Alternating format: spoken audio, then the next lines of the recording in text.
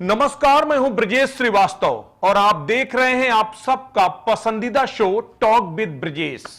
आज एक ऐसी तस्वीर सामने आई जिसने उत्तर प्रदेश की पूरी ब्यूरोक्रेसी को सकते में डाल दिया। आज एक ऐसी तस्वीर अलग एनसीआर में देखने को मिली जिसने सरकार को भी सोचने पर मजबूर कर दिया।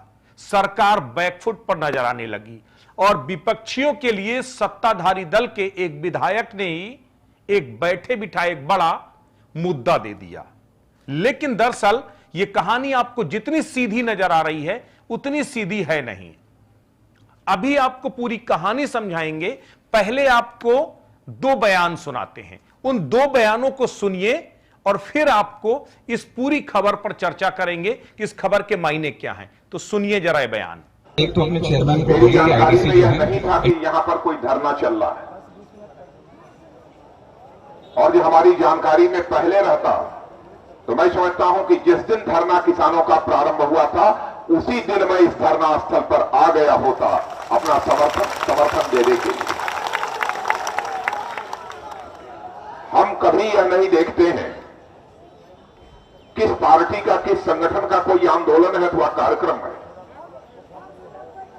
हमारी नजर यदि देखती है तो केवल देखती है जहां पर भी से हिंदुस्तान में किसान बैठा होगा तो यह नहीं देखना चाहिए कि वह कहां है, किस संगठन से जुड़ा है, किस पार्टी से जुड़ा है।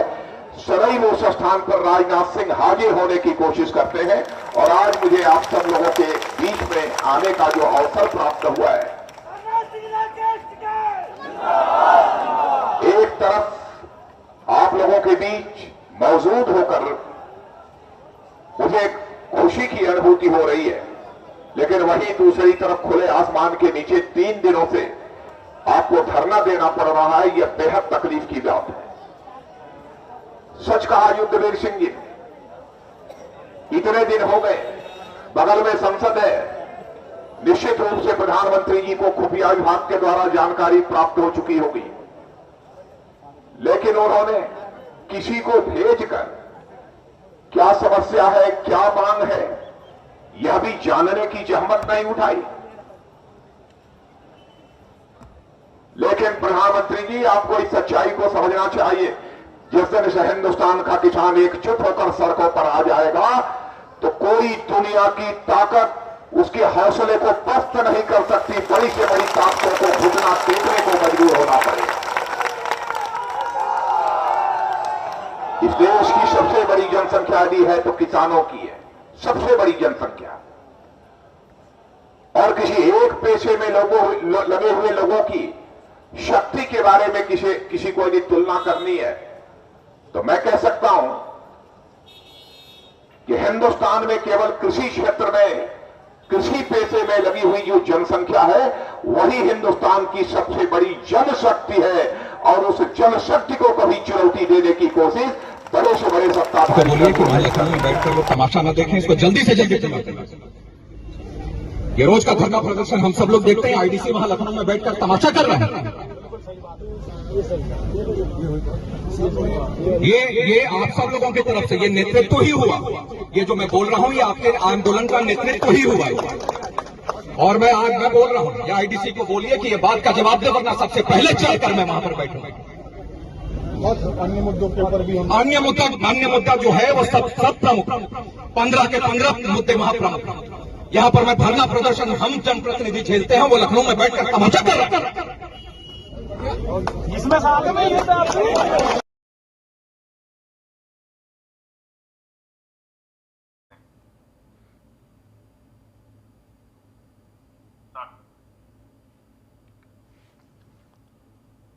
तो आपने ये दो बयान देखे। ये दो बयान, एक राजनाथ सिंह का है जो इस वक्त रक्षा मंत्री हैं। ये राजनाथ सिंह का यह बयान 10 साल पुराना है, 2013 का है। और एक दूसरा बयान उनके बेटे पंकज सिंह का है जो आज का है। अब आप कहेंगे कि इन दोनों बयानों के सुनाने के पीछे हमारी मंशा क्या है। दरअसल 10 साल पहले किसानों के एक आंदोलन के बीच में राजनाथ सिंह पहुंचे थे, ठीक अपनी सरकार के आने से तुरंत पहले, यानी तब वो बतौर बीजेपी प्रेसिडेंट थे। और उस वक्त उन्होंने जिस तेवर के साथ, जिस तलखी के साथ किसानों का समर्थन किया था और कहा था कि सरकार किसी की भी हो, प्रधानमंत्री कोई भी हो, सरकार किसी भी तरीके से काम कर रही हो, लेकिन उसे किसानों के लिए संवेदनशील होना होगा और मुझे कोई फर्क नहीं पड़ता जो किसानों के खिलाफ है वो मेरे खिलाफ है। ठीक उसी तरह का तेवर 10 साल बाद पंकज सिंह ने आज दिखाया है। उस वक्त जब नोएडा में किसानों का जो प्रदर्शन चल रहा था, किसान 15 सूत्री मांगों को लेकर के काफी दिनों से अथॉरिटी के बाहर धरने में बैठे हुए थे और उसके बाद आज उन्होंने विधायक पंकज सिंह का आवास घेर लिया, नारेबाजी होने लगी। यह लगा कि पंकज सिंह शायद ही किसानों का सामना करेंगे, लेकिन तभी पंकज सिंह बाहर आए और आने के बाद जो कुछ हुआ वो वाकई में अपने आप में एक नजीर बन गया। लोग कहने लगे बेटा तो अपने बाप से भी 4 कदम आगे निकल गया, अपनी ही सरकार को कटघरे में खड़ा कर दिया विधायक पंकज सिंह ने। और सबसे बड़ी बात यह है, उत्तर प्रदेश सरकार में नंबर 2 की पोजीशन पे जो सबसे बड़े ब्यूरोक्रेट्स हैं वो है आईआईडीसी मनोज कुमार। आईआईडीसी का पद चीफ सेक्रेटरी के बाद सबसे बड़ा पद होता है और सबसे बड़ी बात यह है कि आईआईडीसी अगर मनोज सिंह की बात करें तो 18 महकमों का चार्ज उनके पास है। एपीसी का चार्ज है, आईआईडीसी का चार्ज है, यानी भारी भरकम महकमों के मालिक हैं आईआईडीसी मनोज सिंह। लेकिन जिस तरीके से सीधे तौर पर पंकज सिंह ने हमला बोला है, सीधे तौर पर कहा है कि यहां किसानों के विरोध का सामना हम कर रहे हैं और वहां बैठ करके, लखनऊ में बैठ करके ऐश कर रहे हैं, सीधे तौर पर यह हमला बहुत कुछ कहता है। यह तेवर बता रहे हैं कि आगे आने वाले समय में राजनीति किस तरफ जाने वाली है।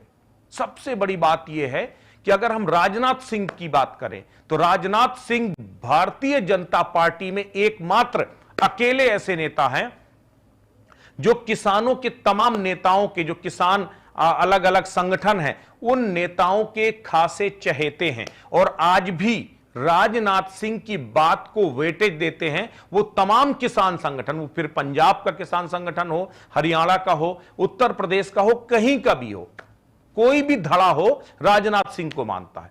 राजनाथ सिंह ने बतौर कृषि मंत्री कई ऐसे प्रयोग किए, कई ऐसे फैसले लिए जो किसानों के हितों में थे। इसके साथ ही राजनाथ सिंह की अपनी एक छवि रही है।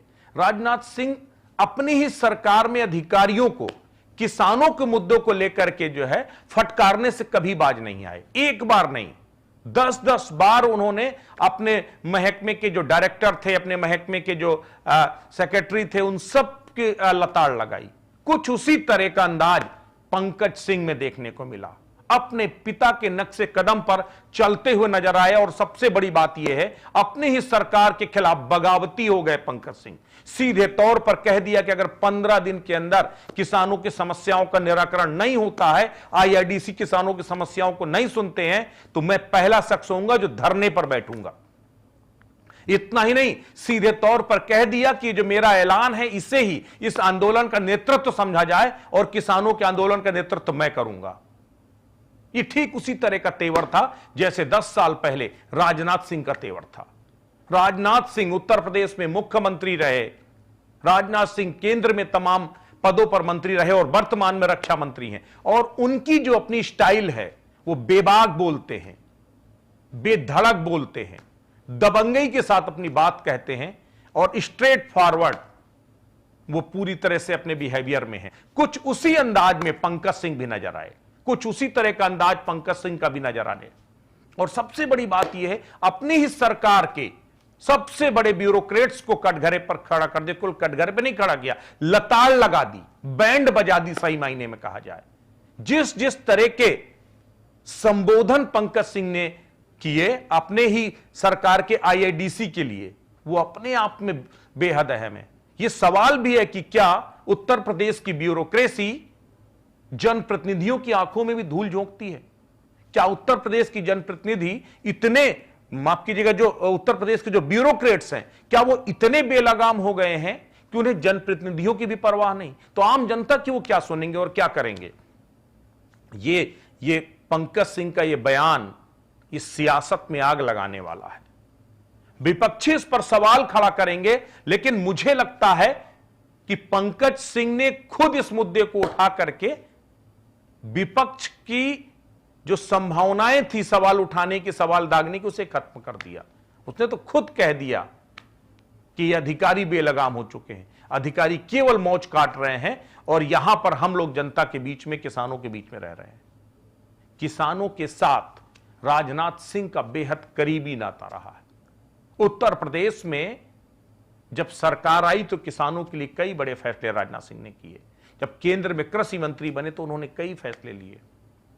अब उनके बेटे, कहा जा रहा, चूंकि उन्होंने दूसरी विधानसभा में दोबारा जो है सबसे बड़ी जीत, दूसरी सबसे बड़ी जीत हासिल की थी, लाखों वोटों से जीते थे। और उन लाखों वोटों में उन एनसीआर के, वो नोएडा के उन तमाम हजारों लाखों की तादाद में वो किसान परिवार हैं जिन्होंने पंकज सिंह को वोट देकर जिताया था। और आज किसानों के साथ खड़े होकर पंकज सिंह ने यह मैसेज दे दिया कि सरकार भले ही मेरी क्यों ना हो, अधिकारी भले ही मेरी सरकार के क्यों ना हो, लेकिन किसानों के खिलाफ होंगे, मैं उनके खिलाफ खड़ा हो जाऊंगा। अब इसको आप राजनीतिक लिहाज से कुछ भी सोचिए कि क्या पंकज सिंह ने कोई अपनी अलहदा राह अख्तियार की है? क्या पंकज सिंह अब बीजेपी से अलग कोई राह अख्तियार करने वाले हैं? क्या पंकज सिंह बीजेपी से बगावती हो गए हैं? लेकिन मुझे लगता नहीं, यह बीजेपी के लिए लॉयल्टी है।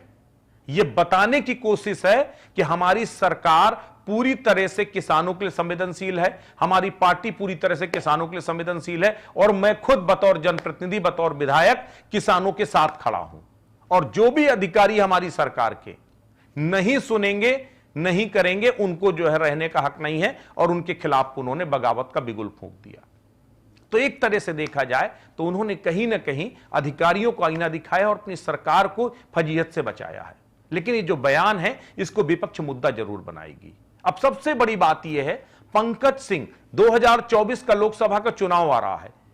2024 के लोकसभा के चुनाव में एक बड़ी भूमिका पंकज सिंह की इस पश्चिमी उत्तर प्रदेश की पॉलिटिक्स में हो सकती है। और ऐसे वक्त में जब आरएलडी की स्थिति डावाडोल है, जब पश्चिमी उत्तर प्रदेश में जो किसान हैं, खास करके जाट बाहुल क्षेत्र है इधर, और यहां पर जो किसानों में जाटों और गुर्जरों का जो एक बड़ा तबका है, उसे बीजेपी अपने पाले में ला रही है। ऐसे में किसानों का रहनुमा बनकर पंकज सिंह ने मैसेज दे दिया है कि सरकार किसानों के साथ खड़ी है। अब इसे 2024 की संभावनाओं के तौर पर भी देखा जा रहा है। कहा जा रहा है कि पंकज सिंह अब लोकसभा चुनावों के लिए अपनी संभावनाएं देख रहे हैं। वो लोकसभा लड़ना चाहते हैं, वो केंद्र की सियासत करना चाहते हैं, और इसलिए उन्होंने कहीं ना कहीं इसके जरिए एक बड़ा मैसेज दिया है। वजह कुछ भी हो, लेकिन इतनी हिम्मत बीजेपी का कोई भी जनप्रतिनिधि नहीं कर पाया कि अपनी ही सरकार के सबसे ताकतवर ब्यूरोक्रेट्स को सीधे तौर पर लताड़ लगा दे, सीधे तौर पर कटघरे खड़ा कर दे, वो भी नाम लेकर, वो भी सीधे तौर पर टारगेट करके। आपको याद होगा, महेश शर्मा, इसी नोएडा से सांसद हैं, बीजेपी के सांसद महेश शर्मा, उन्होंने श्रीकांत त्यागी के प्रकरण को लेकर के पुलिस कमिश्नर को कटघरे में खड़ा कर दिया था। पुलिस कमिश्नर तक तो समझ में आता है, लेकिन उसके बाद भी महेश शर्मा की फजीयत हो गई थी, हाशिए पर चले गए थे राजनीतिक तौर पे। सब ने कहा उनका टिकट कटना तय है, अब वो उनकी राजनीति खत्म हो रही है। लेकिन गृह मंत्री अमित शाह महेश शर्मा के यहां जाते हैं और यह मैसेज आ जाता है कि नहीं, अभी उनकी सियासत बाकी है। तो आप सोचिए, जब एक पुलिस कमिश्नर को टारगेट करने से कोई सांसद किनारे लगाया जा सकता है, तब भला आपने तो सीधे सीधे उत्तर प्रदेश सरकार के सबसे बड़े ब्यूरोक्रेट्स को ही टारगेट कर दिया, सबसे पावरफुल ब्यूरोक्रेट्स में से एक को टारगेट कर दिया, और वो भी सीधे तौर पर चैलेंज कर दिया। तो जाहिर तौर पर यह सियासत गरमाने वाला है। यह बयान कुछ ना कुछ तो रंग लाएगा, विपक्ष भी मुद्दा बनाएगा, सत्ता पक्ष भी भ्रुकुटी तानेगा, लेकिन इन सब से बेपरवाह पंकज सिंह ने कह दिया है, मैं किसानों के साथ खड़ा हूं और किसानों के आंदोलन का सबसे पहला आंदोलनकारी बनूंगा अगर मेरी सरकार के ब्यूरोक्रेट्स किसानों की समस्याओं से निजात नहीं दिलाते। अब ये इसे सियासत समझिए या अपने पिता के दिए हुए संस्कार समझिए, उनके राजनीति का अंदाज समझिए, लेकिन कुछ भी हो, आज पंकज सिंह राजनाथ सिंह से 2 कदम आगे निकलते हुए नजर आए, वो भी अपने पिता की तरह किसानों के साथ खड़े हुए नजर आए।